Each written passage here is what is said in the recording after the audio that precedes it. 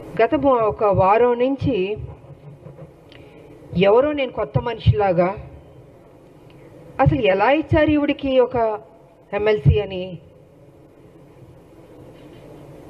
ఒక వింతగా ప్రశ్నలు వేయడం జరుగుతుంది. అంటే మీడియాలో జరుగుతుంది. అది మీడియా వాళ్ళు వేయడం కాదు, అది ఎవరు అడిగిస్తున్నారో కూడా మాకు తెలుసు. పాపం బీజేపీ టీఆర్ఎస్ వాళ్ళకి ఏం అర్థం కావట్లేదు అనుకుంటాను.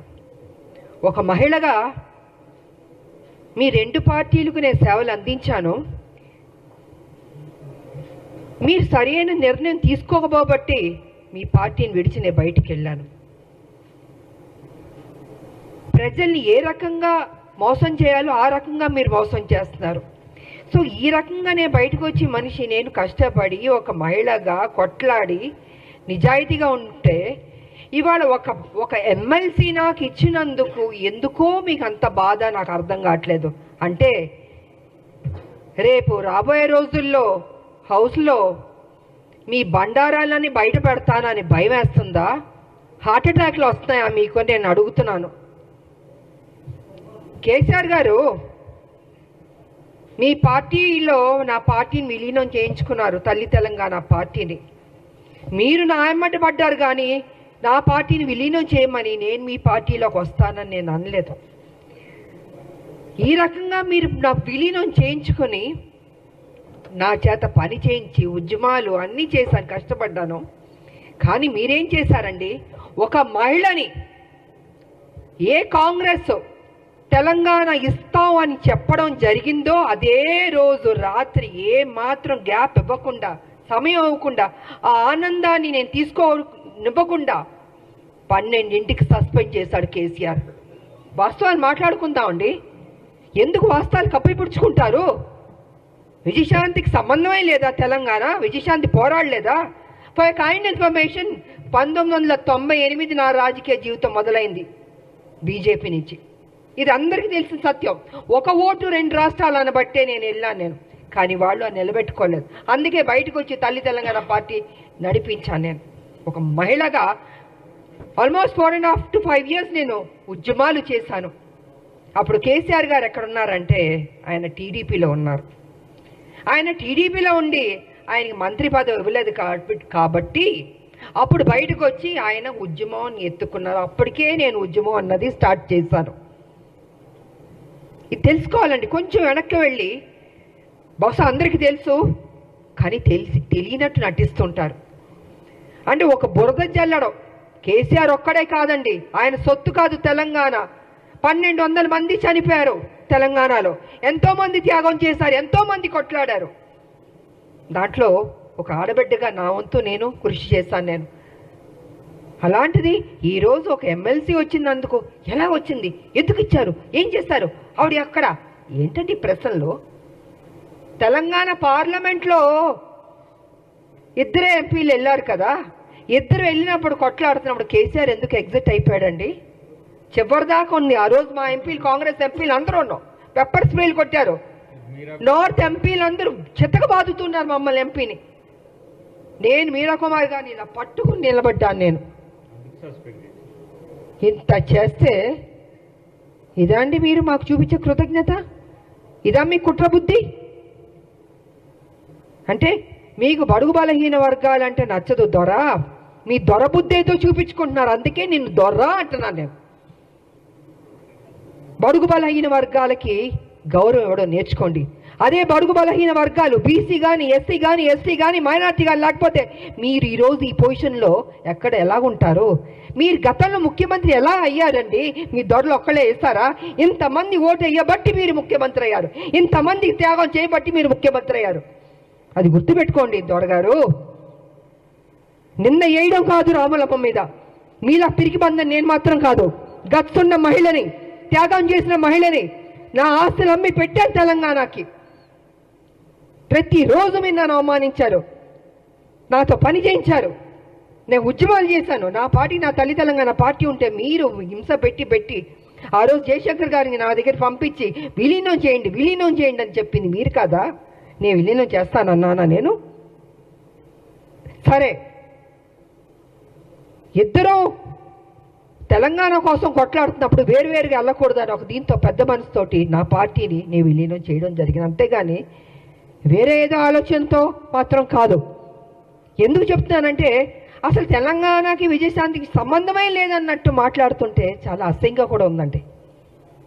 ఒక ఆడబిడ్డని మెచ్చుకోవడం నేర్చుకోండి. మీకు మెచ్చుకోవడం మనసు రాకపోతే నోరు మూసుకుని కూర్చోండి.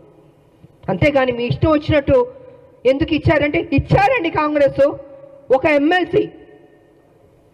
ఆ ఎమ్మెల్సీ ఇచ్చినందుకు కూడా మీకు అంత బాధ వేస్తుంది బీజేపీకి, టీఆర్ఎస్ అంటే. మా రాజకీయ నాయకుల శత్రువులారా బంద్ చేయండి. మా ఉద్యమ నాయకులు మేము మిమ్మల్ని వదిలిపెట్టాం. మీరు చేసే మోసాల్ని తెలంగాణలో ఏ రకంగా మళ్ళీ మీరు ఎంటర్ అవ్వాలనుకుంటున్నారో ఇంకో విషయం కూడా నేను చెప్పదలుచుకున్నారు. బీజేపీ ఏం చేయబోతుందంటే నెక్స్ట్ స్టెప్, ఏ తెలంగాణ వ్యతిరేకించిన శక్తులు ఉన్నారో వాళ్ళందరినీ మొత్తం తిప్పబోతున్నారు తెలంగాణలో. మళ్ళీ బ్యాక్ టు స్క్వేర్ వన్ని తెలంగాణ తీసుకురాబోతున్నారంటే వాళ్ళ పెత్తనం ఉండాలి. వ్యతిరేకించిన శక్తుల్ని తెలంగాణ ఉద్యమం నాయకులు ఉండకూడదు, తెలంగాణ ప్రజలకి ప్రాధాన్యత ఉండకూడదు, మళ్ళీ బాంచన్ని కాలు మొక్కుతాననే పరిస్థితికి బీజేపీ తీసుకురాబోతుంది. ఇది సత్యం, ఇది తెలుసుకోవాలి అందరూ. అందుకే ఎవరు ఉద్యమ నాయకులు ఉన్నారో వాళ్ళందరినీ తొక్కేద్దాం, వాళ్ళ నోటిని బంద్ చేద్దాం.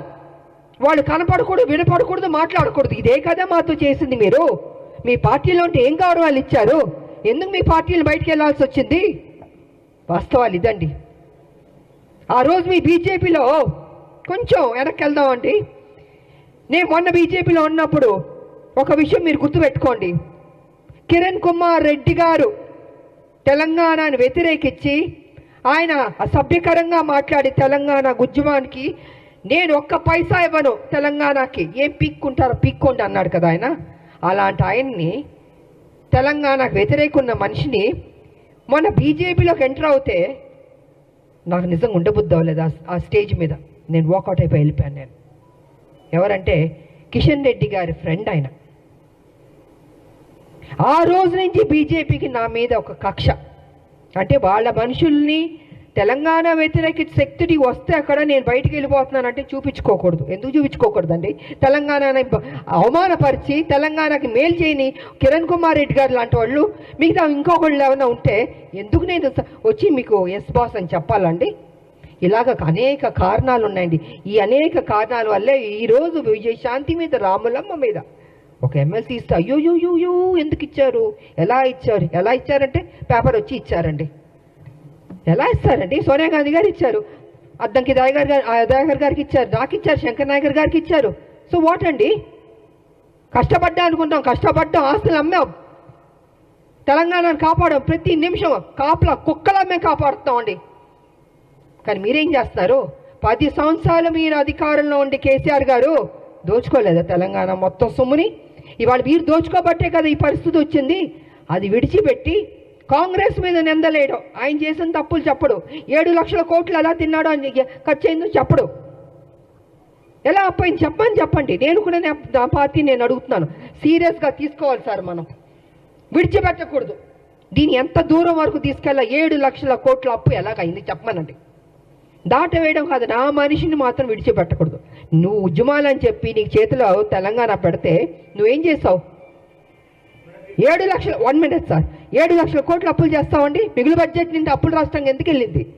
ఎక్కడెక్కడి నుండి అప్పులు తింటావు? కాళేశ్వరం దగ్గర నుంచి, ల్యాండ్ల దగ్గర నుంచి. నేను పిల్లు కూడా వేసాను, కొన్ని ల్యాండ్లు అమ్మేస్తుంటే పిల్లు వేసానండి నేను. ఇలా ఎన్నో జరిగినాయండి. అందుకే వాళ్ళు చెప్తున్నాను నేను, కేసీఆర్ వాస్తవాలు నువ్వు మాట్లాడాలి. సమయం దగ్గర పడింది. నువ్వు చేసిన తప్పులు చెప్పాల్సిందని మేము విడిచిపెట్టాం, డెఫినెట్గా విడిచిపెట్టామండి. మా రాష్ట్రం మేము కష్టపడి తెచ్చుకున్న రాష్ట్రం, నా ప్రజలు బాగుండాలని కోరుకున్న వాళ్ళం మేము. ఉద్యమకారులకు మాకు నిత్యం మా ప్రజలు బాగుండాలి, మేలు జరగాలని ఆలోచిస్తూనే ఉంటాం మేము. ఇంతకు మించి మాకు అయ్యా ఉంటుందండి. కాబట్టి నా పార్టీని రిక్వెస్ట్ చేసేది ఏంటంటే విడిచిపెట్టకూడదు సార్. మనం ఎట్టి పరిస్థితుల్లో కేసీఆర్ చేసిన అప్పును మొత్తం ఒక్కొక్కటిగా బయట పెట్టాలి. ఏదో నామకే వాస్తే మనం మాట్లాడడం లేదా వదిలేయడం కాదు, తవ్వాలి, బయటికి తీయాలి వాస్తవాన్ని.